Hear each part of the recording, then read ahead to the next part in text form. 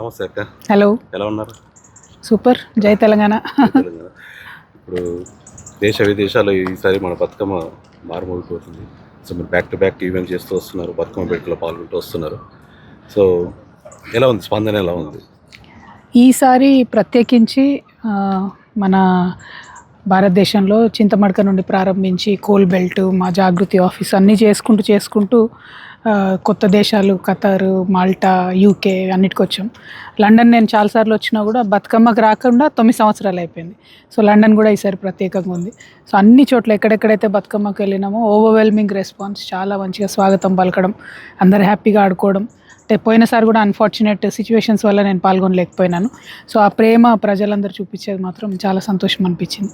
వేల సంఖ్యలో నిన్న లండన్లో అయితే నేను ఎక్స్పెక్ట్ చేయలే. అసలు చూడగానే ఒక్కసారి వీళ్ళు ఏంటి ఇంతమంది ఎక్కడున్నారు లండన్లో అనేట్టు అనిపించింది. చాలా బ్యూటిఫుల్గా జరిగింది. సో మంచి ప్రోగ్రామ్, మంచిగా అనిపించింది మొత్తం.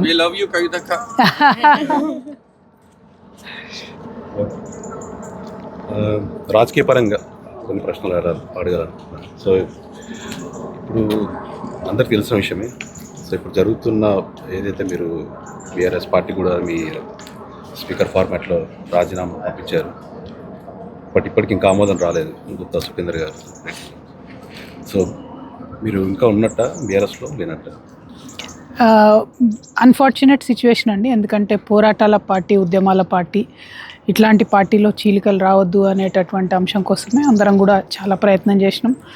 ఎప్పుడు ఎక్కడ ఎంత ఇబ్బంది అయినా కూడా తగ్గి పార్టీ బాగుండాలి, ఈ పార్టీ వల్ల తెలంగాణ బాగుండాలనే ఉద్దేశంతో కంటిన్యూస్గా నేను పనిచేస్తూ వచ్చిన.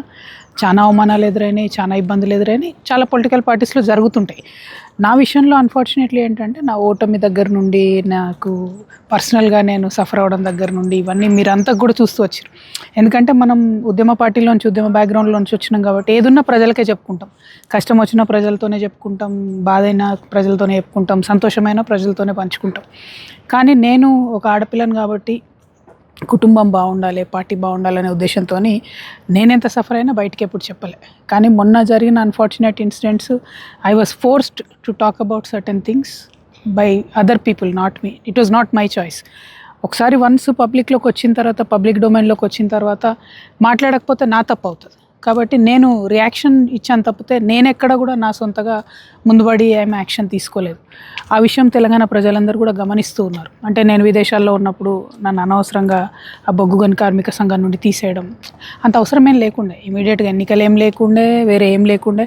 పైగా అదొక పదవి కాదు, అదొక బాధ్యత, గౌరవాది. సో ఇట్లాంటి అంశాలన్నీ కూడా ప్రజల ముందు ఉంచాను నేను. సో నేను అనేది ఏంటంటే, ఎప్పుడైతే పార్టీ నన్ను సస్పెండ్ చేసింది, పార్టీ అంటే అది మా ఇల్లు, నాకు ఫ్యామిలీ, నాకు ఒక ఉద్యమం, తెలంగాణ యావత్తు రిప్రజెంటేషన్గా మనము ఆ పార్టీని చూసాం. సో నన్ను బయటికి పంపించడము అని అంటే డెఫినెట్గా బాధ అనిపించింది. మన తెలంగాణ వాళ్ళకు రేషం ఎక్కువ ఉంటుంది, ఆవేశం కూడా ఎక్కువ ఉంటుంది. నన్ను సస్పెండ్ చేయగానే మరి నన్ను పార్టీ వద్దనుకుంటే పార్టీ కూడా నాకు వద్దు అని చెప్పి నేను రిజైన్ చేశాను. స్పీకర్ ఫార్మాట్లో పార్టీ ప్రాథమిక సభ్యత్వానికి కూడా రిజిగ్నేషన్ ఇచ్చిన. ఇక స్పీకర్ ఎందుకు యాక్సెప్ట్ చేస్తలేడో, అవి ఏం కాంగ్రెస్ పాలిటిక్సో నాకు తెలియదు. కానీ గట్టిగా నేను కూర్చొని ఆమోదింప చేసుకుంటాను. ఎందుకంటే ఒక నైతికంగా ఒక స్టాండ్ పాయింట్ ఉండాలి ఒక మనిషి అంటే. పార్టీ నుండి నాకు వచ్చిన బెనిఫిట్, డెఫినెట్గా నేను పార్టీ వద్దన్నప్పుడు వదిలేయాలి. కానీ పార్టీకి కూడా 20 ఏళ్ళుగా నేను ఎంత పని చేశాను అన్నది ప్రజలకు కూడా తెలుసు, వేరే కాదు. సో అల్టిమేట్గా వెరీ అన్ఫార్చునేట్ డెవలప్మెంట్స్. జరగరాంది జరిగింది. బట్ లైఫ్లో ఎప్పుడే జరగరాంది జరిగినా కూడా ధైర్యం ఒక్కటే నా విధంగా నేను ముందుకెళ్ళాను. అది ఇదివరకైనా కష్టాలైనా సరే, ఇప్పుడైనా సరే ధైర్యంగా ముందుకెళ్తాను. ఇది కేవలం రాజకీయ విభేదాల గురించి కూడా వచ్చా, లేకపోతే మీ వ్యక్తిగత విభేదాలు కూడా దీంట్లో కలిసి? అంటే ఉద్యమంలో ఏదైతే నికార్సుగా, స్వచ్ఛందంగా, ప్రాణం పోయినా పర్వాలేదు తెలంగాణ రావాలని పనిచేసినటువంటి వాళ్ళు రాను కొంత స్వార్థం ఎంటర్ అయిందన్న విషయం అర్థమైంది కొందరు వ్యక్తులకు. వాళ్ళు మొత్తం వ్యవస్థను భ్రష్టుపట్టించే విధంగా పనిచేసినప్పుడు ఎప్పటికప్పుడు క్లీన్ చేసుకుంటా, పర్చ్ చేసుకుంటా ముందుకు పోవాలి. అది జరగలేదు అన్నది నా ఆలోచన. దాని పర్యవసానమే ఇప్పుడు జరుగుతున్నటువంటి అన్నీ కూడా.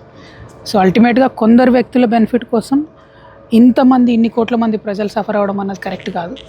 అది ఇప్పటికన్నా బీఆర్ఎస్ పార్టీ సరి చేసుకుంటే బాగుంటుంది. మీ రాజకీయ ప్రయాణంలో భాగంగా మీరు కొత్తగా పార్టీ పెట్టే ఆలోచన ఉందా? ఇప్పటి వరకు ఏమీ నిర్ణయం తీసుకోలేదండి.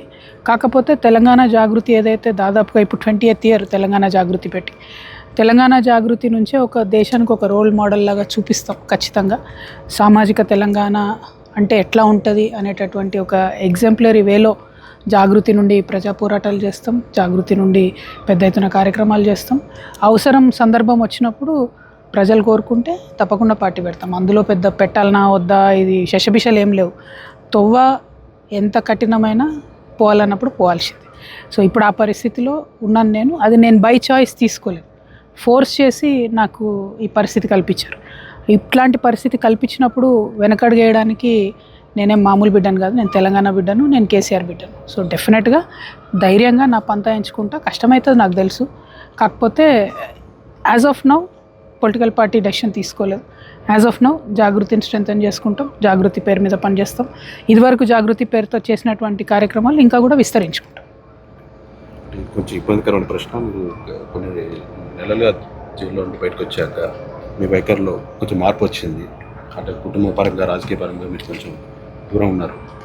ఇప్పుడు మీ వెనుక అంటే మీరు ఏకాకిగా చేస్తున్న ప్రయాణమా, లేకపోతే మీ వెనుక ఏదైనా జాతీయ పార్టీల ప్రోద్బలంగానే ఉందా? బ్రదర్, జైలుకి వెళ్ళడం అనేది చాలా చాలా మార్పు తీసుకొచ్చింది నాలో. నేను చిన్నప్పటి నుంచి ప్రజలకు దగ్గరగా పెరిగిన, చిన్నప్పటి నుంచి ఊర్లో పెరిగినటువంటి వ్యక్తిని నేను. చిన్నప్పటి నుంచి కష్టాల దగ్గర నుంచి చూసినటువంటి వ్యక్తిని. కష్టాలు చూడడం వేరు, కష్టాలు అనుభవించడం వేరు. సో ఎప్పుడైతే నేను జైలుకి వెళ్ళి ఉన్నానో, ఒక సామాన్య మానవుడు మన భారతదేశంలో, ఒక సామాన్య స్త్రీ ఎట్లా ఉంటుంది, ఎంత ఇబ్బందిగా ఉంటుంది అనేది ఒక 6 నెలలు నేను భరించి ఉన్న, 5.5-6 నెలలు.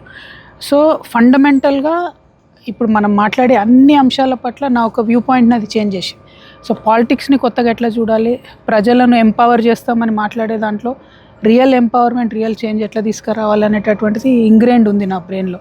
డెఫినెట్గా నాకు అవకాశం వస్తుంది. వచ్చినప్పుడు మాత్రం తెలంగాణ సొసైటీలో ఖచ్చితంగా ఆ మార్పు తేవడం నేను ప్రయత్నం చేస్తాను. ఎందుకంటే దగ్గర నుంచి చూసిన ఏం అవసరము ప్రజలకు అనేది అర్థమవుతుంది కాబట్టి డెఫినెట్గా దానికోసం పనిచేస్తా.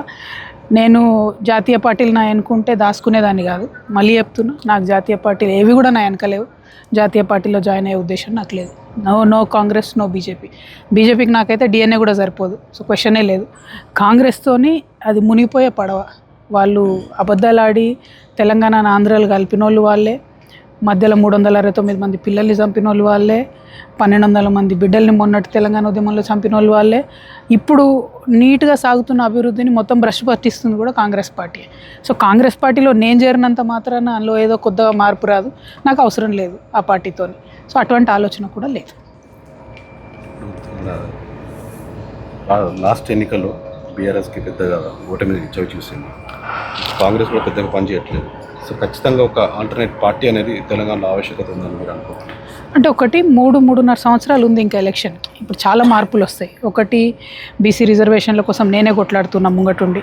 2, మహిళా రిజర్వేషన్ల కోసం నేను కొట్లాడినాం, అది సాధించుకున్నాం. ఇప్పుడు 33% మహిళా రిజర్వేషన్ వస్తుంది. నెక్స్ట్ కాన్స్టిట్యుయెన్సీస్ డీలిమిటేషన్ అవుతాయి. నెక్స్ట్ జమిలీ ఎలక్షన్ గురించి మాట్లాడుతున్నాం. So there are multiple factors. ఈ మల్టిపుల్ ఫ్యాక్టర్స్ మధ్యలో పాలిటిక్స్ ఎట్లా చేంజ్ అవుతుందో, ఎట్లా ఎమర్జ్ అవుతుందో వేచి చూడాలి. వేచి చూసి అది అల్టిమేట్గా తెలంగాణ ప్రజలకు బెనిఫిట్ అవుతుంది అనుకుంటే పార్టీ పెట్టుడు ఎంతసేపు 2 నిమిషాల పని, పోయి రిజిస్ట్రేషన్ చేసి పార్టీ పెట్టారు. పాయింట్ అది కాదు. నేను పార్టీ పెట్టడం వల్ల ప్రజలకు ఏం లాభం అన్నది ఆలోచించాలి. సో ఈ మొత్తం సిచ్యువేషన్ అనలైజ్ చేసుకొని సమయం సందర్భం ఉంటే, అవసరం ఉంటే స్టెప్ తీసుకోవచ్చు. కానీ I will watch, wait and watch. Jagruthi ద్వారా మీరు బీసీ రిజర్వేషన్లపై పోరాటం చేస్తున్నారు. సో ఇంకా ముందు కూడా మీరు జాగృతి కార్యాచరణ ప్రణాళిక ఎలా ఉంటుంది దీనికి? ఇప్పుడు as we are speaking Vamshi, as we are speaking అక్కడ ఇండియాలో, మనం లండన్లో ఉన్నాం, నేను ఫ్లైట్ ఎక్కాలి. యాజ్ వీఆర్ స్పీకింగ్ ఇండియాలో బీసీ రిజర్వేషన్ మీద ఒక జీవో ఇచ్చారు, ఎలక్షన్ నోటిఫికేషన్ కూడా వచ్చిందని చెప్తున్నారు. కానీ నాకు కాంగ్రెస్ పార్టీ మీద ఏమాత్రం నమ్మకం లేదు. ఖచ్చితంగా వాళ్ళే మళ్ళీ పోతారు, మళ్ళీ ఎవరితోనో కేసు వేపిస్తారు, అది ఆపుతారు. సో ఒక రియల్ సోషల్ చేంజ్ రావాలంటే అది కేవలం తెలంగాణ ఉద్యమం ద్వారా, కేసీఆర్ ద్వారానే సాధ్యమైంది. మళ్ళీ ఒక రియల్ చేంజ్ రావాలి ఈ రాష్ట్రంలో అనుకుంటే మనలాంటి వాళ్ళం, ఉద్యమకారులం, సిన్సియర్గా తెలంగాణలో మార్పు రావాలనుకునే వాళ్ళం ముందట అడుగేస్తేనే వస్తుంది. అది కాంగ్రెస్ లాంటి యాంటిక్ పార్టీలతో రాదు, ఇన్సిన్సియర్ పార్టీలతో అసలే రాదు. So let us see what will happen. We will figure it out.